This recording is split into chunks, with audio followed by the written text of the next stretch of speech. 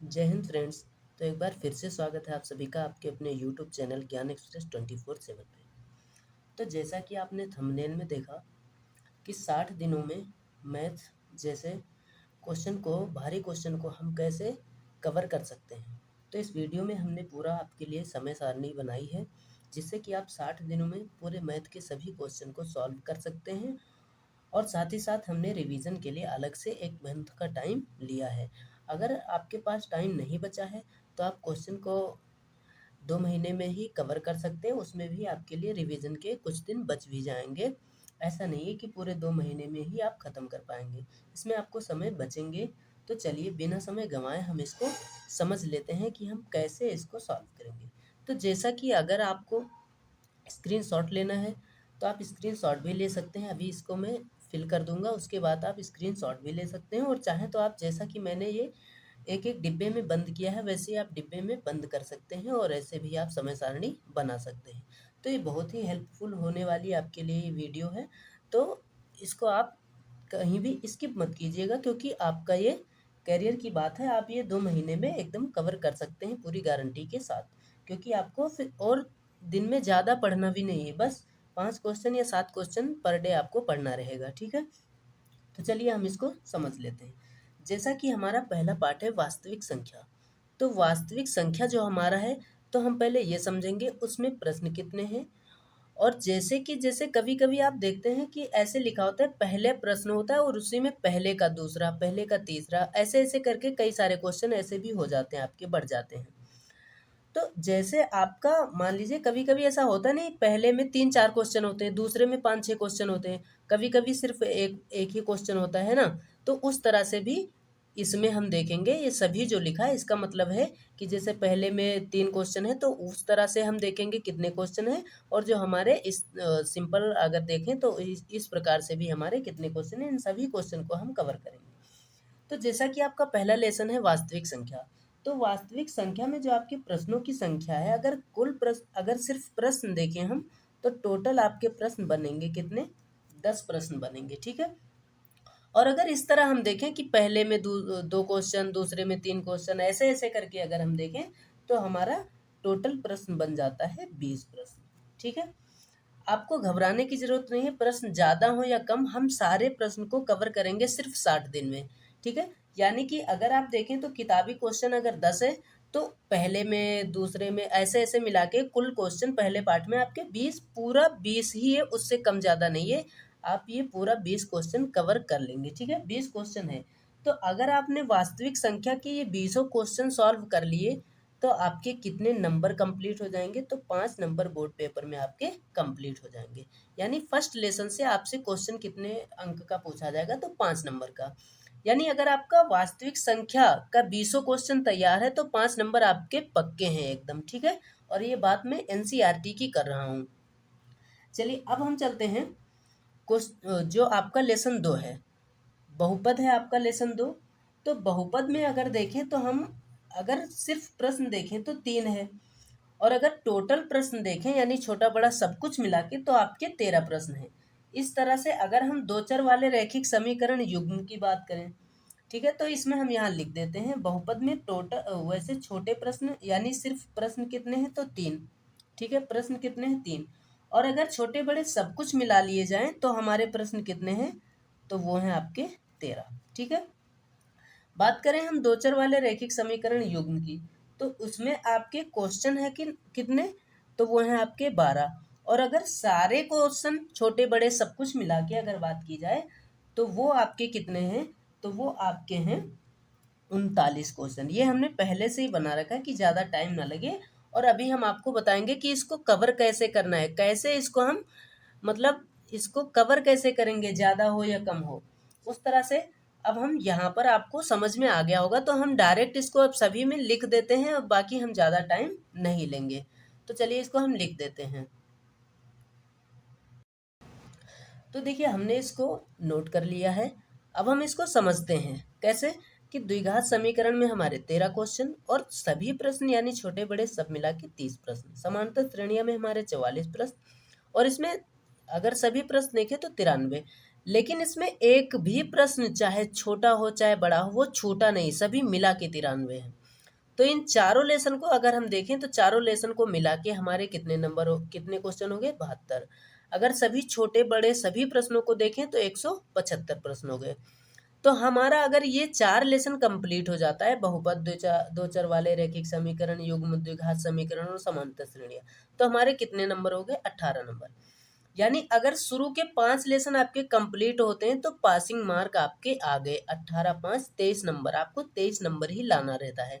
और प्रोजेक्ट कार्य में 10 नंबर ही लाना रहता है आपको। 30 में से 10 आप वहां से ले आइए प्रोजेक्ट कार्य में से, और आप पहले से 5वें लेसन को कंप्लीट कर लिए तो आप पास हो जाएंगे। ठीक है, और आगे चल के और भी आसान आसान चीज़ें हैं, उन सभी को हम कवर करेंगे। देखिए, इसमें हम आपको ये स्ट्रेटजी अभी नहीं बताएं, जो कि हम थोड़ा और लास्ट में बताएंगे। हम पहले सभी को डिस्कस कर लेते हैं कितने प्रश्न। अभी हम आपको ये बताएंगे टोटल कितने हुए, और 60 दिन में हम कैसे कवर करेंगे, और एक दिन में कितने क्वेश्चन हमें करने हैं। लगभग 4-5 क्वेश्चन से ज़्यादा हमें पर डे नहीं करने रहेंगे। इस तरह से हमने इसको कवर किया है, और 60 दिन में आपका कंप्लीट हो जाएगा। विथ रिवीजन का टाइम हमें उसी में मिल भी जाएगा, अगर आपके पास एक्स्ट्रा टाइम नहीं है तो। अगर एक्स्ट्रा टाइम है तो जितना रिवीजन करेंगे उतना ज़्यादा नंबर आपके होंगे। तो चलिए हम चलते हैं नेक्स्ट पेज पे। हमने 5 पार्ट यहाँ पर कवर कर लिया है।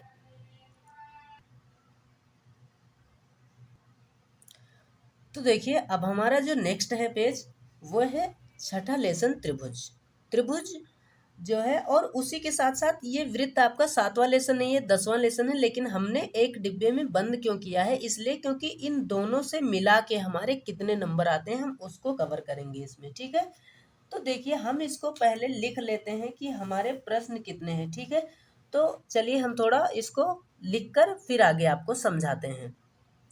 तो देखिए, हमने इसको नोट कर लिया है। तो अगर हम देखें त्रिभुज और वृत्त को मिला के अगर देखें तो हमारे पास 46 क्वेश्चन होते हैं, और छोटे बड़े सभी प्रश्नों को अगर हम देखें तो 61 प्रश्न होते हैं। और अगर आपने त्रिभुज लेसन और वृत्त लेसन दोनों लेसन कंप्लीट कर लिए तो आपके 10 नंबर पक्का हो गया।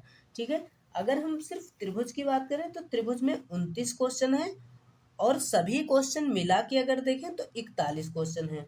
वहीं अगर हम वृत्त की बात करें तो वृत्त में 17 क्वेश्चन है, और अगर इस तरह से हम देखें कि पहले में 3 क्वेश्चन, दूसरे में 5 क्वेश्चन, ऐसे मिला के तो इस तरह से हमारे 20 क्वेश्चन इसमें वृत्त में बन जाते हैं। अगर हम निर्देशांक ज्यामिति में चलें तो हमारे पास 20 प्रश्न है, और अगर कुछ और जैसे छोटे बड़े सभी प्रश्नों को अगर हम देखें तो 23 प्रश्न है। और जो आपके वो प्रश्न होते हैं, इसलिए हमने इसको अलग अलग किया है, क्योंकि उसको आप रिवीजन में ऐसे ला सकते हैं जैसे वो थोड़ा टाइप ही चेंज होता है, बाकी सवाल आपके वैसे ही होते हैं। चलिए, अगर हम त्रिकोणमिति की बात कर लें तो त्रिकोणमिति में 19 क्वेश्चन है, और अगर छोटे बड़े सभी मिला के देखें तो ये 40 क्वेश्चन है, जो कि आपका इम्पोर्टेंट लेसन है। ऊंचाई दूरी में आपके 15 क्वेश्चन है। ये एनसीईआरटी की बात हो रही है। अभी हम आपको स्ट्रेटजी में ये भी बताएंगे कि हमें कैसे प्रैक्टिस करनी है, उसको आप बने रहिएगा वीडियो में। ठीक है, अब हम चलते हैं नेक्स्ट, क्योंकि निर्देशांक ज्यामिति अगर आपने कंप्लीट किया तो आपके 5 नंबर हो जाएंगे, और त्रिकोणमिति और ऊंचाई दूरी अगर 2 लेसन आपने साथ कंप्लीट कर लिया तो ये 12 नंबर आपके कंप्लीट हो जाएंगे। ये आपका ऊंचाई दूरी जो है ये 10 लेसन पे नहीं है, त्रिकोणमिति 9 पे नहीं, लेकिन हमने इसको नंबर वाइज से लिया है इसलिए। तो चलिए, अब हम चलते हैं अगले पेज पे, और हम अब थोड़ा ही बचा है उसको भी डिस्कस कर लेते हैं। तो जो हमारा नेक्स्ट पेज है उसमें हमने कहा है कि वृत्तों से संबंधित क्षेत्रफल और पृष्ठीय क्षेत्रफल एवं आयतन, इन दोनों को अगर हम साथ में कंप्लीट करते हैं तो हमारे 10 नंबर इन दोनों पार्ट से मिलाकर आएंगे। इसमें आपके जो प्रश्न हैं इन दोनों से मिला के हमारे 31 प्रश्न हैं, और अगर दोनों में छोटे बड़े सभी प्रश्न को देखें तो 55 प्रश्न हैं। उसी तरह हम सांख्यिकी में देखें तो हमारे सांख्यिकी और प्रायिकता दोनों मिला के हमारे 47 क्वेश्चन बचते हैं, और सभी प्रश्नों को देखें तो 57 प्रश्न बचते हैं। ठीक है, तो अब हम एकदम फाइनली अब ये डिस्कस कर लेते हैं कि टोटल आपके कितने क्वेश्चन बने और हमें 60 दिनों में कैसे कवर करना है। तो अगर हम देखें तो हमारे जो टोटल प्रश्न बने हैं वो बने हैं 260। जो प्रश्न बने हैं वो कितने बने हैं? 260। पूरी किताब से 260 प्रश्न बने हैं। और वहीं अगर हम बात करें कुल छोटे बड़े सभी प्रश्नों को अगर मिला के कितने प्रश्न बने हैं, तो अगर यहाँ पर हम जैसे सभी की बात करें, सभी प्रश्न की अगर हम बात करें तो वो हमारे बने हैं 392। ठीक है, 392। और इसको अगर हम पर डे कवर करें तो अगर हम पर डे कवर करें पूरी किताब से तो 5 क्वेश्चन, अगर हम इस हिसाब से कवर करें तो 5 क्वेश्चन पर डे हमें लगाने ही लगाने हैं। और अगर हमने 5 क्वेश्चन पर डे लगाए और कितने दिनों के लिए, 60 दिनों के लिए। हमने आपसे बताया 60 दिन की स्ट्रेटजी, 60 दिन मतलब 2 मंथ्स। कितने मंथ्स? 2 मंथ्स की हमने बात करी है। तो अगर हमने एक दिन में 5 क्वेश्चन लगाए तो 60 दिन में कितने हो गए? 5 छक 300 क्वेश्चन। और हमारे पास क्वेश्चन कितने हैं? 260। पूरी किताब से हमारे 360 क्वेश्चन, यानी हम 40 क्वेश्चन ज़्यादा भी कर सकते हैं। ठीक है, यानी 40 क्वेश्चन का मतलब हो गया हमारे पास 8 दिन का समय फालतू में बच भी जाएगा। तो इसलिए हमने 8 दिन का फालतू टाइम बचा दिया कि आप पर डे नहीं पढ़ सकते, हो सकता है किसी किसी दिन आप छुट्टी भी कर दें, तो उस हिसाब से 8 दिन आप छुट्टी भी कर सकते हो, उसमें कोई दिक्कत नहीं आएगी। वहीं अगर हम सभी प्रश्नों को कवर करने की बात करें तो 392 प्रश्न है, उस हिसाब से हमारा प्रश्न बनता है 7 क्वेश्चन पर डे। एक, अगर हम सभी प्रश्नों की बात करें, किताब में एक भी क्वेश्चन छोटा बड़ा सभी मिला के कोई क्वेश्चन नहीं छूटेगा, तो आपके 392 हैं, उस हिसाब से पर डे आपको 7 क्वेश्चन करने हैं। 7 क्वेश्चन अगर आप पर डे करते हैं तो आपके 60 दिन में 7 छक 42 यानी 420 क्वेश्चन हो गए। और करना आपको सिर्फ 392 क्वेश्चन है, यानी कि आप अगर देखा जाए तो 20 10 30 तो 32 क्वेश्चन आप ज़्यादा कर रहे हैं, है ना? नहीं, 32 क्वेश्चन नहीं, अगर हम इसमें से घटा लें तो 8 और यहाँ 2, 28 क्वेश्चन आप ज़्यादा कर रहे हैं। पर अगर 28 क्वेश्चन आप ज़्यादा कर रहे हैं मतलब 4 दिन आपके तब भी बच रहे हैं, 4 दिन आपके बच जाएंगे। ठीक है, तो ये रही आपकी स्ट्रेटजी एकदम कंप्लीट। अभी आपको क्या करना है, इसके बाद आपको रिवीजन करना है। बिना रिवीजन करे आप फुल मार्क्स नहीं ला सकते हैं।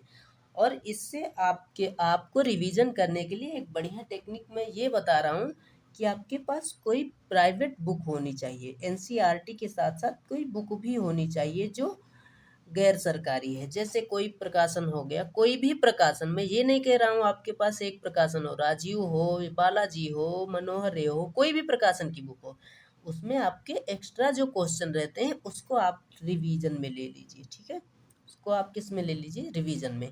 तो जो टाइम आपका बच रहा है 60 दिनों के बाद, जितना भी टाइम बच रहा है उसको आपको रिवीजन करना है।